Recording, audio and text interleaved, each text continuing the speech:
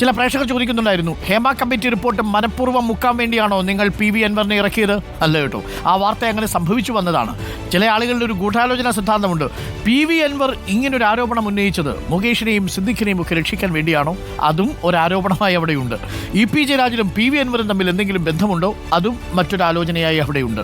ഇനി ഈ PV അൻവർ ഈ വിഷയം ഇറക്കുന്നതിന് മുന്നിൽ സർക്കാരിൻ്റെ പിന്തുണയുണ്ടാകുമോ ഹേമ കമ്മിറ്റിയിൽ നിന്ന് ശ്രദ്ധ തിരിക്കാൻ? അങ്ങനെയും ഒരു ആരോപണം കേട്ടു. പക്ഷേ ഇതൊക്കെ സംഭവിക്കുന്നതാണ് എന്നാണ് ഞാൻ മനസ്സിലാക്കുന്നത്. ഇതിനു പിന്നിൽ ഏതെങ്കിലും ഒരു ഗൂഢാലോചന ഉള്ളതായി ഞാൻ ഇപ്പോഴും കരുതുന്നില്ല. പക്ഷേ ആ വാർത്ത നമ്മൾക്ക് വിട്ടുകളയാൻ കഴിയില്ല. അടുത്ത കാലത്ത് നമ്മുടെ രാജ്യം തന്നെ കണ്ട ഏറ്റവും പ്രധാനപ്പെട്ട വാർത്തയായിരുന്നു. രാജ്യത്ത് ഇങ്ങനെ ഒരു കമ്മിറ്റി ചലച്ചിത്ര മേഖലയിലെ സ്ത്രീകൾ അനുഭവിക്കുന്ന ദുരിതങ്ങളെക്കുറിച്ച് പഠിക്കാൻ വേണ്ടി നിയോഗിക്കപ്പെടുന്നത് കേരളത്തിലാണ് എന്നതാണ് ഏറെ ശ്രദ്ധേയമായ കാര്യം. അത് നമ്മൾ തുറന്നു പറഞ്ഞേ മതിയാവൂ. ആ കമ്മിറ്റി റിപ്പോർട്ടിന്മേൽ പിന്നെ എന്ത് നടന്നു എന്നതാണ് നമ്മൾ വിമർശന വിധേയമാക്കുന്നത്. ഇപ്പോൾ ആ വിഷയത്തിൽ ഒരു പുതിയ അപ്ഡേറ്റ് കൂടി വന്നിട്ടുണ്ട്. ഈ ഹേമ കമ്മിറ്റി റിപ്പോർട്ട് പുറത്തു വന്നതിനെ തുടർന്നുണ്ടായ വെളിപ്പെടുത്തലുകളിൽ കുരുങ്ങി നിൽക്കുന്ന ഒരുപാട് പേരുണ്ട്. അതിലൊന്ന് നമ്മുടെ മുകേഷ് MLA ആണ്, മറ്റൊന്ന് സിദ്ദിഖ് എന്ന നടനാണ്, ജയസൂര്യ അടക്കമുള്ളവർ, ഇടവേള ബാബു അടക്കമുള്ളവരൊക്കെ ആ പട്ടികയിലുണ്ട്. ഇപ്പോൾ മുകേഷിന്റെ കാര്യത്തിൽ ഒരു പ്രധാനപ്പെട്ട വാർത്ത ഞങ്ങളുടെ ലീഗൽ കറസ്പോണ്ടന്റ് നൽകും. ആ കേസ് എവിടെ വരെ എത്തി എന്നല്ലേ? ബലാത്സംഗ കേസിൽ നടനും MLA-യുമായ M മുകേഷിന്റെ മുൻകൂർ ജാമ്യാപേക്ഷയിൽ വിചാരണ കോടതി ഇന്ന് വാദം കേൾക്കും. എറണാകുളം പ്രിൻസിപ്പൽ സെഷൻസ് കോടതിയാണ് ജാമ്യാപേക്ഷ പരിഗണിക്കുന്നത്. സമാന സ്വഭാവമുള്ള കേസുകളിൽ പ്രതികളായ ഇടവേള ബാബു, മണിയംപിള്ള രാജു, ലോയേഴ്സ് കോൺഗ്രസ് മുൻ സംസ്ഥാന പ്രസിഡന്റ് അഡ്വക്കേറ്റ് VS ചന്ദ്രശേഖരൻ എന്നിവരുടെ മുൻകൂർ ജാമ്യാപേക്ഷയിലും സെഷൻസ് കോടതി വാദം കേൾക്കും. നടൻ സിദ്ദിഖിന്റെ മുൻകൂർ ജാമ്യാപേക്ഷയും ഇന്ന് ഹൈക്കോടതി പരിഗണിക്കും. ശ്യാം ദേവരാജ് ചേരുന്നുണ്ട് കൂടുതൽ വിവരങ്ങളുമായി. Shyam Devaraj, very good morning. ഒറ്റ ചോദ്യം നേരിട്ട്, ജാമ്യം കിട്ടുമോ ഇല്ലയോ മുകേഷിന്? Doctor Arunkumar, very good morning. Doctor Arunkumar ചോദിച്ച അതേ ചോദ്യത്തിന് ഉത്തരം കാത്താണ് ഞാനിന്ന് കോടതിയിലേക്ക് പോകാനിരിക്കുന്നത്. എറണാകുളം പ്രിൻസിപ്പൽ സെഷൻസ് കോടതിയാണ് മുകേഷിന്റെ ജാമ്യാപേക്ഷയിൽ, മുൻകൂർ ജാമ്യാപേക്ഷയിൽ വാദം കേൾക്കുന്നത്. ഇന്ന് തുടർച്ചയായ രണ്ടാമത്തെ ദിവസമാണ് വാദം കേൾക്കുന്നത്. ഒപ്പം മണിയൻപിള്ള രാജു, ഇടവേള ബാബു, ലോയേഴ്സ് കോൺഗ്രസ് മുൻ സംസ്ഥാന അധ്യക്ഷൻ അഡ്വക്കേറ്റ് VS ചന്ദ്രശേഖരൻ എന്നിവരുടെ മുൻകൂർ ജാമ്യാപേക്ഷയും സെഷൻസ് കോടതിയുടെ പരിഗണനയിലുണ്ട്. അതിലും ഇന്ന് വാദം പൂർത്തിയായാൽ ഒരുപക്ഷെ അതൊരു സാധ്യതയാണ്. ഇന്ന് തന്നെ ഉത്തരവ് പറഞ്ഞേക്കും. ഉത്തരവ് മുകേഷിനും ഈ മറ്റുള്ള നടന്മാർക്കും അനുകൂലമാകുമോ പ്രതികൂലമാകുമോ എന്നതാണ് ഏറ്റവും നിർണായകമായ കാര്യം. അതിന് നമ്മൾ കാത്തിരുന്ന് തന്നെ അറിഞ്ഞേ പറ്റൂ. ഇത് തള്ളുകയാണെങ്കിൽ, മുൻകൂർ ജാമ്യാപേക്ഷ തള്ളുകയാണെങ്കിൽ അത് മുകേഷ് ഉൾപ്പെടെയുള്ള മുകേഷ്, ഇടവേള ബാബു, ഈ VS ചന്ദ്രശേഖരൻ, മണിയംപിള്ള രാജു എന്നിവർക്കെല്ലാം വലിയ കനത്ത തിരിച്ചടിയാകും. പോലീസിന് അന്വേഷണ സംഘത്തിന് ഇവരെ അറസ്റ്റ് ചെയ്യാൻ അത് ഒരു പ്രേരകമാവുകയും ചെയ്യും. പക്ഷേ സ്വാഭാവികമായും ഇവർ ഹൈക്കോടതിയിലേക്ക് അപ്പീലുമായി പോകുമെന്നതിൽ സംശയമൊന്നുമില്ല.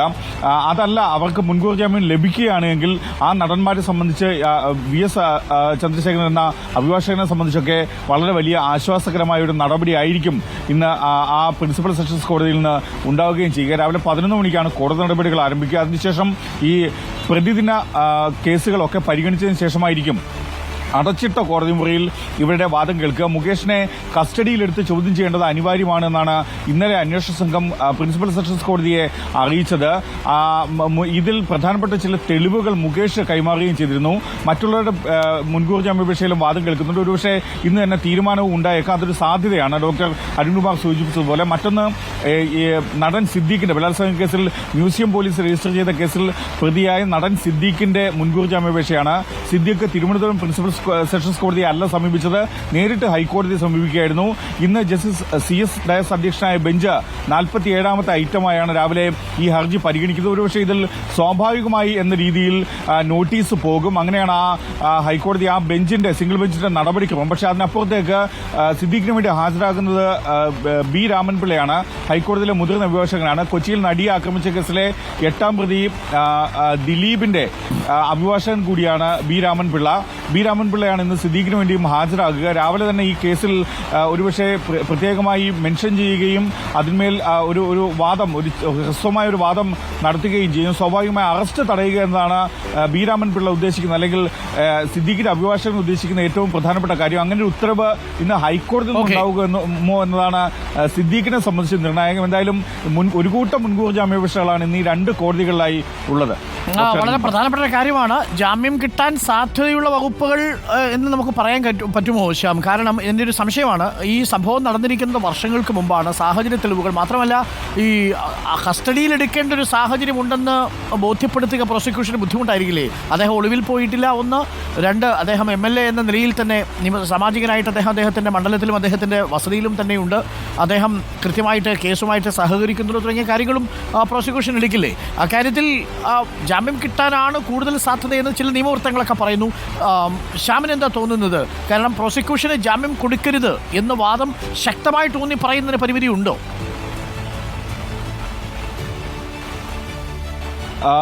പ്രോസിക്യൂഷൻ ഡോക്ടർ അരുൺകുമാർ സൂചിപ്പിച്ചത് ശരിയാണ്. സ്വാഭാവികമായി ഇത് ബലാത്സംഗ കേസ് എന്നത് അതീവ ഗുരുതരമായ കുറ്റകൃത്യമാണ്. സ്ത്രീകൾക്കെതിരായ കുറ്റകൃത്യം എന്നത് സമൂഹത്തിനെതിരായ കുറ്റകൃത്യമാണെന്നാണ് സുപ്രീം കോടതി തന്നെ പല ഘട്ടങ്ങളിൽ നിരീക്ഷിച്ചത്. പക്ഷേ ഈ കേസുകളെ സംബന്ധിച്ച് ഇവർ പ്രതികൾ കോടതികളിൽ ആരോപിക്കുന്നത് പോലെ തന്നെ പരാതിയിൽ പല സംശയത്തിന്റെയും മുനകളുണ്ട്. അതിന്റെയൊക്കെ ആനുകൂല്യം പ്രതികൾക്കാണ് ലഭിക്കുക എന്നതാണ് ഈ കേസിലെ ഏറ്റവും വലിയ പ്രത്യേകത. അത് അങ്ങനെ സംഭവിക്കുമെന്നുള്ളതാണ് നമ്മളും കാത്തിരിക്കുന്നത്. കാരണം ഒന്ന്, അരുൺകുമാർ സൂചിപ്പിച്ചത് തന്നെയാണ്, ഇതിൽ ഈ സാഹചര്യ തെളിവുകൾ കണ്ടെത്തുക, ശാസ്ത്രീയ തെളിവുകളുടെ അഭാവമുണ്ട്.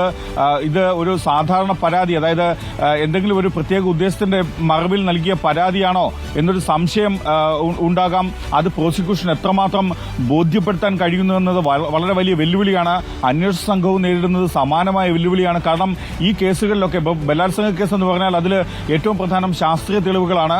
അത്തരം ശാസ്ത്രീയ തെളിവുകൾ വർഷങ്ങൾക്ക് മുമ്പ് നടന്ന കുറ്റകൃത്യം എന്ന് ആരോപിക്കപ്പെടുന്നതുകൊണ്ട് തന്നെ അത്തരം ശാസ്ത്രീയ തെളിവുകളുടെ ഒക്കെ അഭാവം ഇതിലുണ്ട്. അതെല്ലാം ഈ ക്രിമിനൽ കേസുകളുടെ ഒരു പ്രത്യേകത എന്തെന്നാൽ അതിൽ ഈ IPC ഒഫൻസ് ഒക്കെ ആണെങ്കിൽ, അതായത് ഇന്ത്യൻ ശിക്ഷാ നിയമം അനുസരിച്ച് ഉള്ള കുറ്റകൃത്യമാണെങ്കിൽ സംശയത്തിന്റെ ആനുകൂല്യം എപ്പോഴും പ്രതികൾക്കാണ്.